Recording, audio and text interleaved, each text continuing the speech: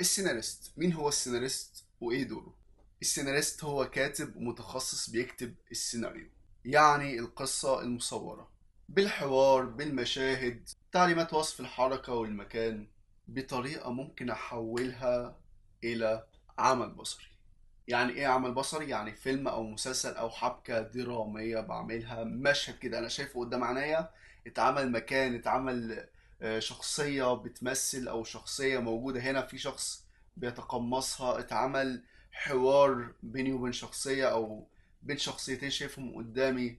تمام، يعني السيناريست ده دوره يعني كأني في قدامه كده إيه، كأني في قدامه حاجة فاضية هو بيملاها بكل حاجة في باله، بيحط بقى فيها شخصيات، بيحط فيها، هو ده العالم بتاعه وهو بيكونه زي ما هو عايز أو زي ما مطلوب منه.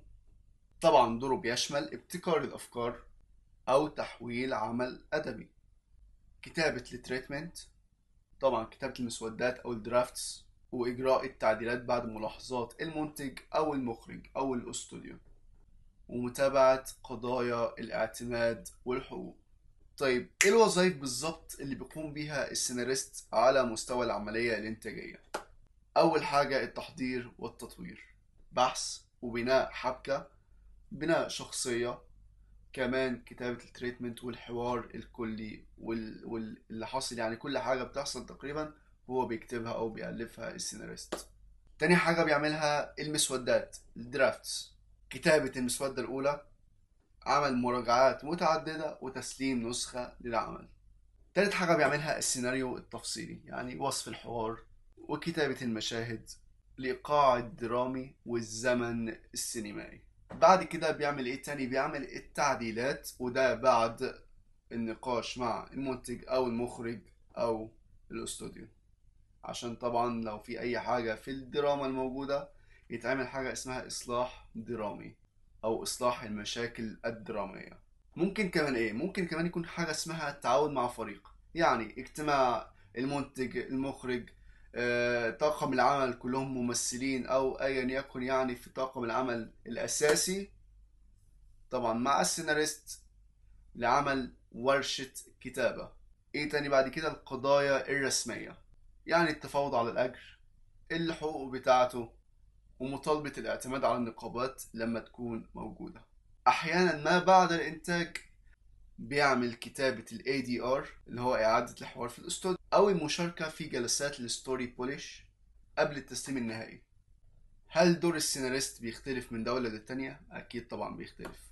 طبعا العمل الأساسي ليه ده موجود، اللي هو كتابة الحوار والشخصيات والكلام ده كله، ده عالميا ثابت. لكن الاختلاف بيكون لما يكون في نقابات زي نقابة ال WGA في الولايات المتحدة، أو في بريطانيا نقابة الرايترز جايد.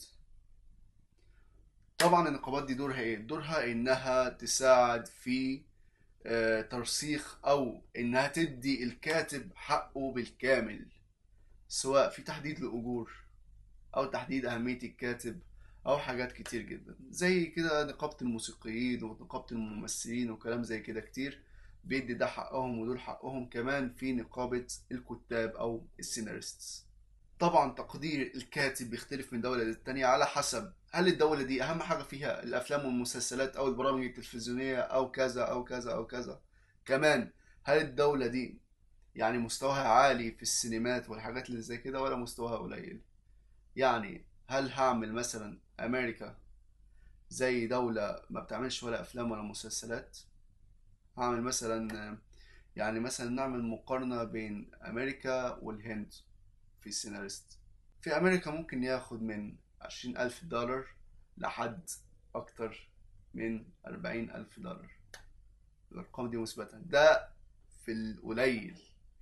ممكن توصل الأجور بتاعته لمئات آلاف الدولارات أو ملايين في بعض الأماكن في أمريكا. طيب هل ده بيختلف عن الدول العربية؟ بيختلف. ليه؟ في الدول العربية زي دولة أو جمهورية مصر العربية، بلدي وأفتخر بيها، السيناريست بيتحط تحت قيود معينة. يعني إيه؟ يعني رقابة، يعني أي مشاهد غير صالحة للمشاهدة الأسرية النقابة بتلاحظ الحاجة دي، فبتحط قيد على الكاتب لازم الحاجة دي تتغير. يعني انت لو قارنت بين افلام اجنبي وافلام عربي هتلاقي يعني فرق شاسع في حكاية النقابة دي، في قصة النقابة. المصرح به هنا غير المصرح به هنا في بعض الحاجات.